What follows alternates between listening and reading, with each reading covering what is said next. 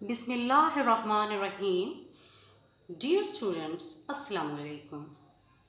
This is Mrs. Hafsa Ghaffar, Senior Teacher, Pakistan Studies, Divisional Public School, Chichawatmi. How are you all? Hope you are quite well. Okay, let's start our today's discussion.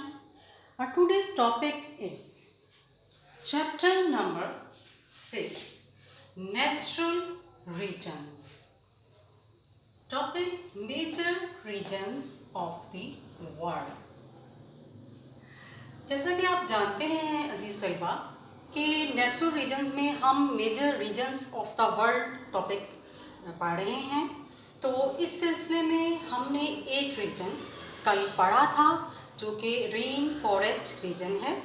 आज उसी सिलसिले को आगे बढ़ाते हुए मैं आपको दूसरा रीजन पढ़ाऊंगी जो कि है मॉनसून रीजन। मॉनसून रीजन के बारे में पढ़ने से पहले एक दफ़ा मैं आपको आपके बुक के चैप्टर नंबर 6 के इस पार्ट की रीडिंग करवा दूँ, उसके बाद फिर इसको एक्सप्लेन करते हैं। Location and countries.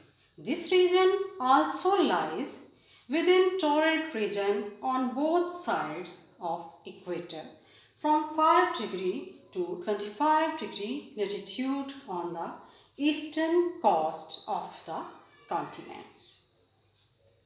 Main countries in this region are Pakistan, India, Bangladesh, Myanmar, Vietnam, Philippines, southern China from Asia, Madagascar from Africa, southern Brazil from South America, and northeastern Australia. Climate.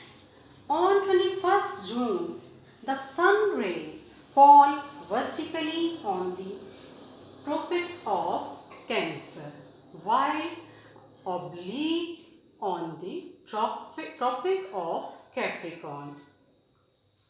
Dear students, due to this fact, the average temperature on the Tropic of Cancer exceeds 27 degree centigrade.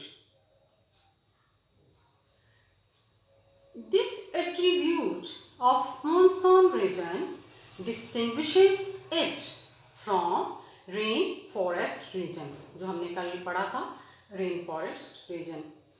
The amount of rainfall varies too. In summers, the winds in this region blow from sea towards land. These moisture-laden winds produce heavy rains, are called summer monsoons. In winters, the winds blow from land towards sea and hence produce no rainfall. This is the short dry period of this region. Human activities. Timber from dense forest, natural rubber, tea, coffee, banana and coconut are main products of this region. An important economic activity of this region is rice cultivation, which is grown on plains and mountain slopes. The amount of rainfall is very much favorable for this purpose. Due to favorable climate and presence of natural resources, this region is densely populated. It is making rapid progress in the industrial sector as well. Tea industry is a hallmark of this region.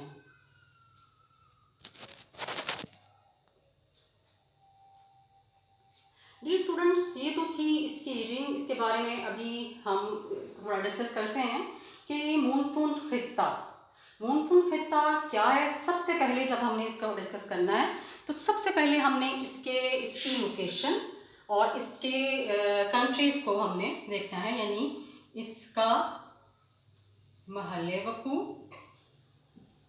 और इसके ममालिक। ठीक है जी। अब हमने देखना है कि ये जो मॉनसून रीजन है ये दोनों साइड से, यानी एक मैंने कल आपको पढ़ाया था, ये बल्कि उससे पिछले लेक्चर में था, टॉरड रीजन के बारे में। टॉरड रीजन किसे कहते हैं? मुंतका हारा। आपने ये पढ़ा है, तो 3 रीजन पढ़ाया था ना, टॉरड, मॉडरेट, तो ये उसी का है। इसको क्या इसका मीनिंग है? मुंतका हारा।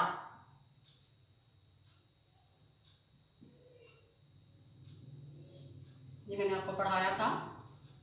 ओके, तो कि ये lies within torrid region on both sides of equator. Equator होता है खत्ते इस्तवा। ठीक है जी, बोथ साइड्स यानी दोनों तरफ के। ये जो है मॉनसून रीजन, ये खत्ता मुंतका हारा में खत्ते इस्तवा के दोनों जानिब। ठीक है, अब दोनों जानिब जैसा अभी मैंने आपको रीडिंग करके सुनाया कि 5 डिग्री सेंटीग्रेड से लेके ये 25 डिग्री सेंटीग्रेड तक मुंतका हारा में इक्वेटर के दोनों तरफ ये रीजन जो है ये मौजूद है, ये वाक़या है। उसके बाद फिर मज़ीद उन्होंने बताया है कि इसमें शुमाली और जनूबी के दरमियान बर-ए-आज़मों के मशरक़ी किनारों पर ये वाक़या है। ठीक है, तूल बल्द और अर्ज़ बल्द। अच्छा, इस खित्ते के नुमाया ममालिक, जब हमने इसकी कंट्रीज़ को डिस्कस करना है, इसके ममालिक को डिस्कस करना है, तो जब हम एशिया में देखेंगे कि मॉनसून रीजन की जो ममालिक एशिया में वाक़या हैं, उसमें है पाकिस्तान, इंडिया, बांग्लादेश और इसी तरह इसमें और ममालिक भी आ जाते हैं, जैसे म्यांमार है, वियतनाम है, फिलिपाइन है, जनूबी चीन है और बर-ए-आज़म। इसी तरह बर-ए-आज़म अफ्रीका को जब हम डिस्कस करेंगे तो उसमें मडगास्कर है। ठीक है, मडगास्कर को आपने कैसे पढ़ना है?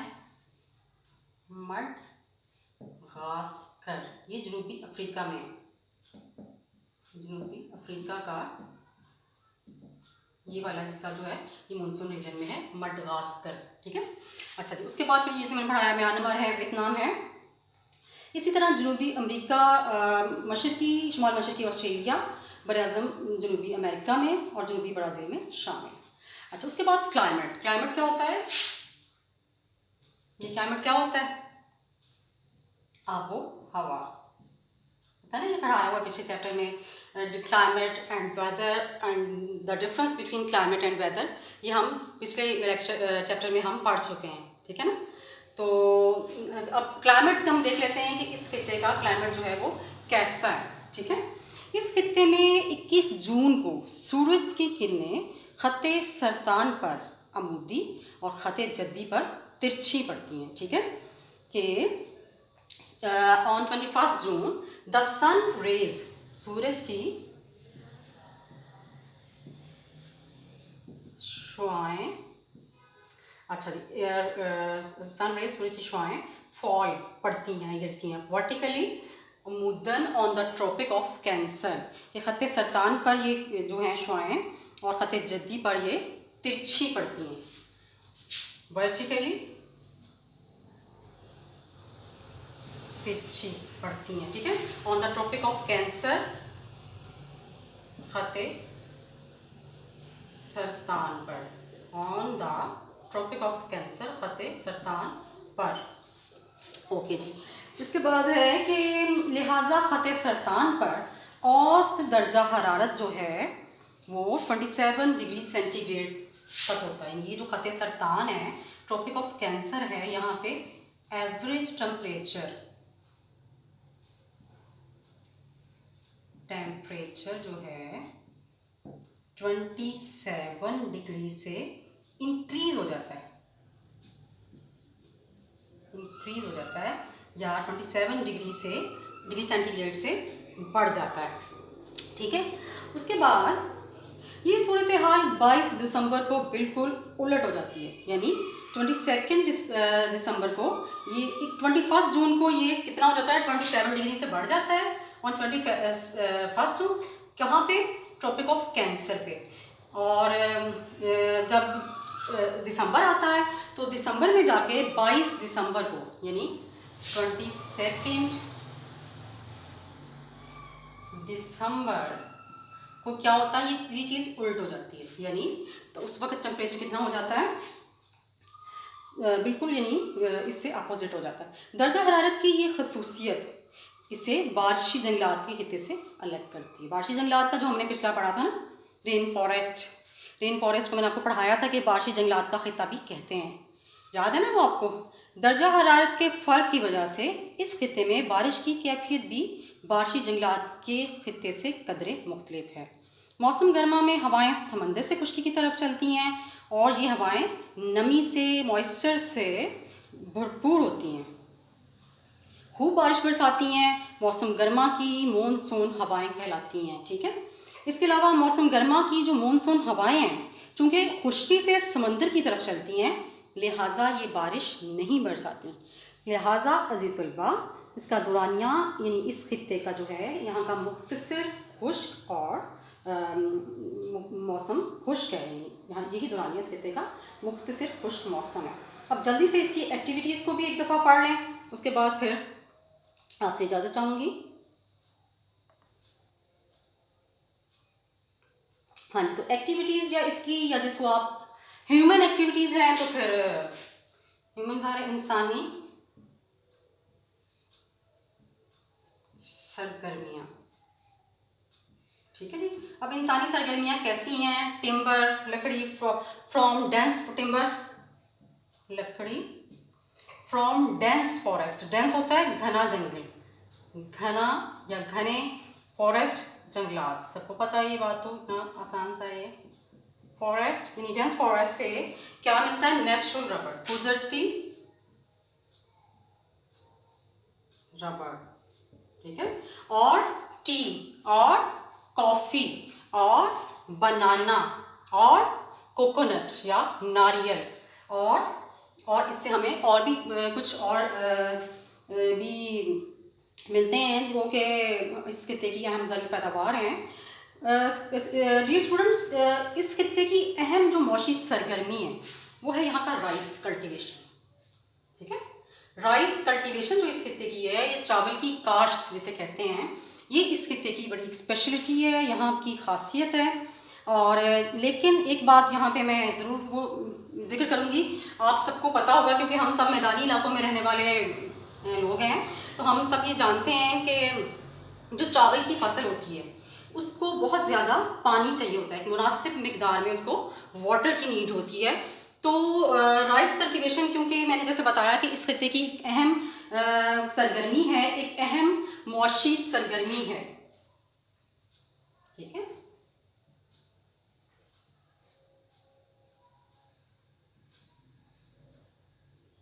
ओके, तो इस मौसमी सरगर्मी में जैसा मैंने बताया कि पानी इनको एक मुनासिब नहायत जो है मिकदार में चाहिए होगा, फिर ही यहाँ पे ये फिर कह लें कि बेहतर हो सकती है फसल।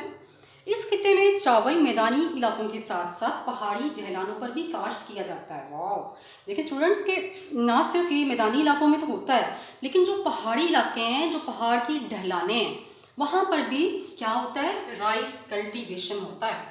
किसमें, मॉनसून रीजन में, इस रीजन में, यानी ना सिर्फ मैदानी इलाकों में बल्कि जो माउंटेन स्लोप्स हैं वहाँ पर भी आपको राइस कल्टीवेशन मिलती है, नज़र आती है। तो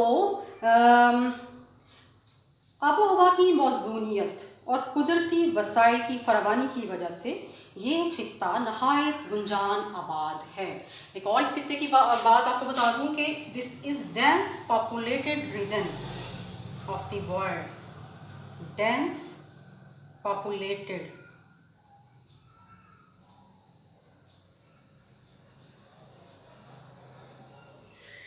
इट्स डेंस पॉपुलेटेड या गुंजान आबाद या ज़्यादा आबादी वाला, या जहाँ पे आबादी बहुत ज़्यादा होती है, उसको हम बोलते हैं डेंस पॉपुलेटेड रीजन या डेंस पॉपुलेटेड एक ज़्यादा आबादी वाला खिता। ओके, तकरीबन यही इसकी अहम जो हमें एक्टिविटीज़ थी। इसके अलावा हम ये भी कह सकते हैं कि ये खिता सनती तरक्की की राह पर तेज़ी से गामज़न है। और इसके अलावा एक और चीज़ मैं मिस कर रही हूँ यहाँ पे, टी। ये जो मॉनसून रीजन है, देखें जब हमने बांग्लादेश का जिक्र किया, इंडिया का किया, म्यांमार और ये जो कुछ यहाँ पे और मैंने कंट्रीज़ का किया, मडागास्कर, यहाँ की एक और भी तो है ना प्रोडक्ट, कहाँ गई वो, ये टी यानी चाय। किस किस को चाय पसंद है? आपको भी पसंद है, आपको भी पसंद है, मुझे भी बहुत पसंद है, मेरी भी फेवरेट है। मैं पानी के बगैर तो मुझे लगता है ज़िंदा रह सकती हूँ, चाय के बगैर नहीं रह सकती। तो चाय जो है ये हमारे खिते में जो मॉनसून रीजन है यहाँ की सबकी फेवरेट है। आपको पता है ना, जब घर में गेस्ट भी आते हैं, मेहमान आते हैं, तो हम उनकी तवाज़ो किस तरह से करते हैं? टी के साथ करते हैं ना, टी के साथ सर्व करते हैं कुछ स्नैक्स या बिस्किट्स या कोई सैंडविच या कुछ स्वीट या कुछ और समथिंग। तो लेकिन टी जो है होती है वो मस्ट होती है, ठीक है। तो लिहाजा मैं ये कह सकती हूँ कि ये खिता जो है ये तेज़ी के साथ जो है सनती तरक्की की राह पर गामज़न है, ठीक है। तो जो टी इंडस्ट्री है, चाय की सनत, ये जो सनत है ये इस खिते में और कह लें इसकी मकबूलियत में और इजाफा करेगी, इस खिते में और तरक्की आएगी। Okay dear students, that's all from my side. Hope you understand the lecture. Please take care of your family, stay home, save lives. Till then, Allah Hafiz.